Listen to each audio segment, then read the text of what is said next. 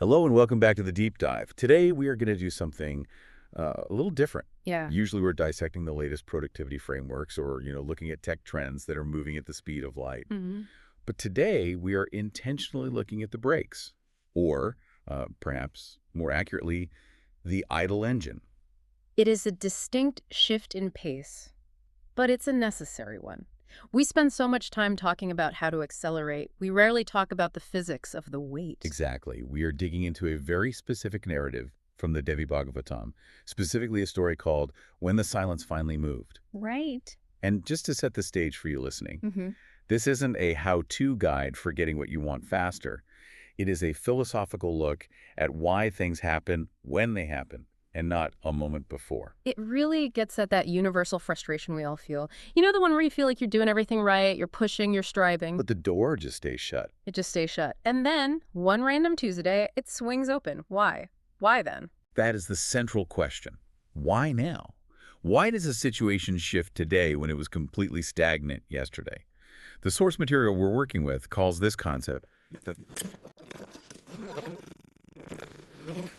line that I think just sets the tone for everything we're going to discuss. It says, there comes a moment when stillness is no longer restraint, but readiness.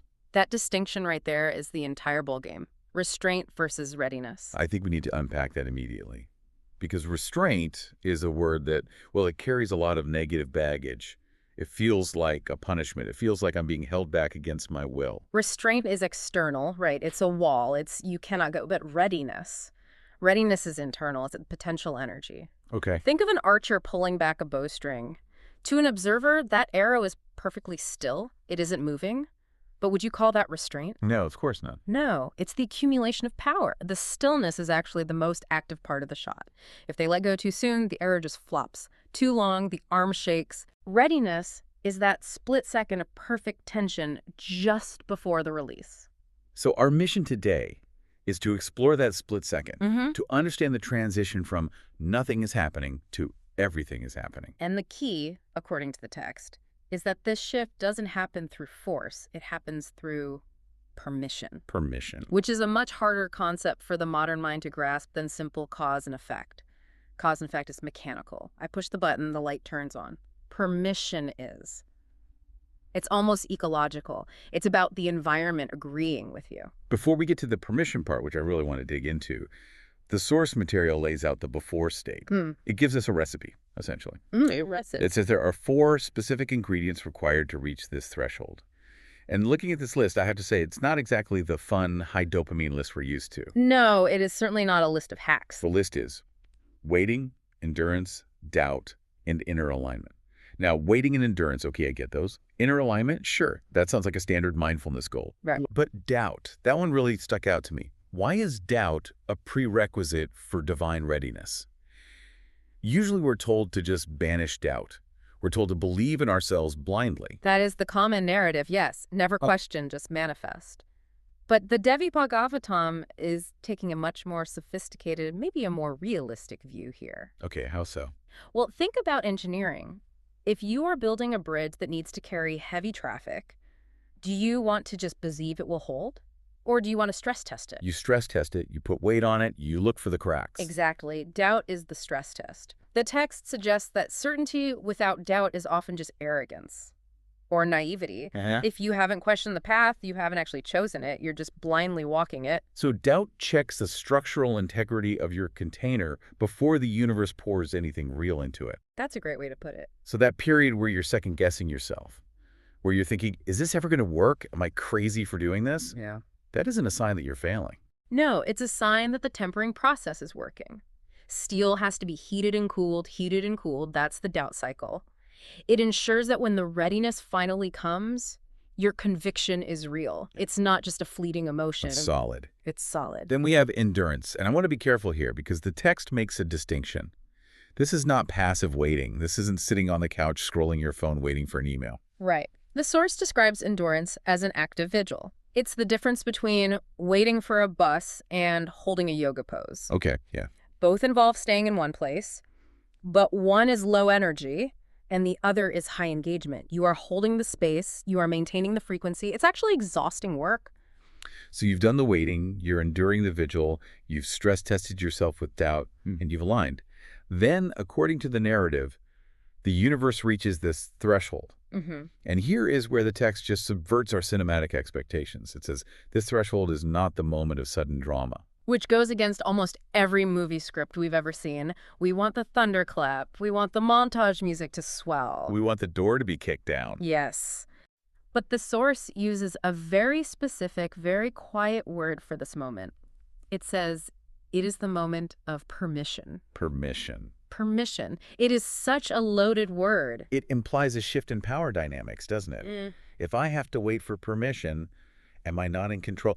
That feels uncomfortable for people who like to be the protagonist. I think it redefines what control means. If you think about a door, conquest, or breakthrough, words we use a lot in business, that implies the door is locked and you have to smash it down. Right. You're imposing your will. I made this happen. Exactly. But permission implies the door was waiting to be opened, but you had to knock. Or maybe you just had to wait for the lock to click. It means you aren't forcing your will upon the world. You are entering a state where the world allows you to move forward. Because you finally fit through the frame. You finally fit. That feels quieter, less violent. And much more sustainable. Because if you force a door open, you usually break the lock or damage the frame. You enter the room, sure, but you've broken the entryway. If you enter with permission, the structure remains intact. You walk through whole. That leads perfectly into the description of the movement itself. The source describes how silence transitions into action. It says, the silence does not break abruptly, it shifts. Again, just look at the precision of the language. A break is a violation. If a pipe breaks, it's a disaster. If silence breaks, it's an interruption. But a shift. A shift is evolution. It's continuity. It reminds me of the seasons. You don't wake up one morning and it's suddenly winter.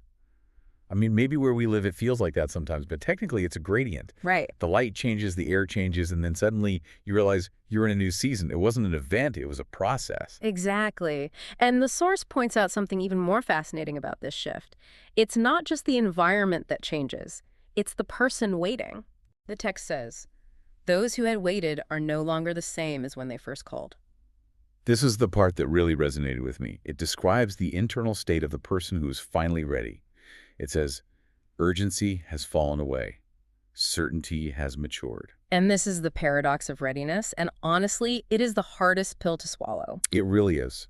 Because usually when we want something, a promotion, a relationship, a solution, we want it now. We feel urgent.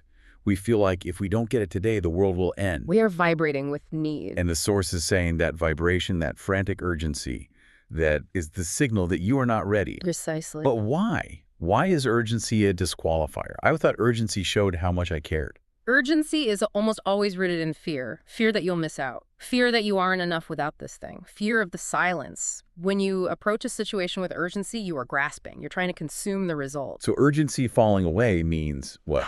You stop caring. No, you stop fearing the wait. You accept the timing. That's when certainty matures. Matured certainty is quiet. It doesn't need to shout. It doesn't need to rush. It just knows. It just knows. It's the difference between a child screaming, "I'm hungry," and an adult starting to chop vegetables for dinner. One is a panic demand. The other is a state of competent preparation. Perfectly put. The adult knows the food is coming. The child fears it might not. The adult is in a state of readiness. The child is in a state of distress. So effectively, the source is saying you only get the permission to move once you no longer feel desperate to move, which is, it's so ironic. It's the ultimate irony. You get the thing the moment you stop needing it to define you, because once the desperation is gone,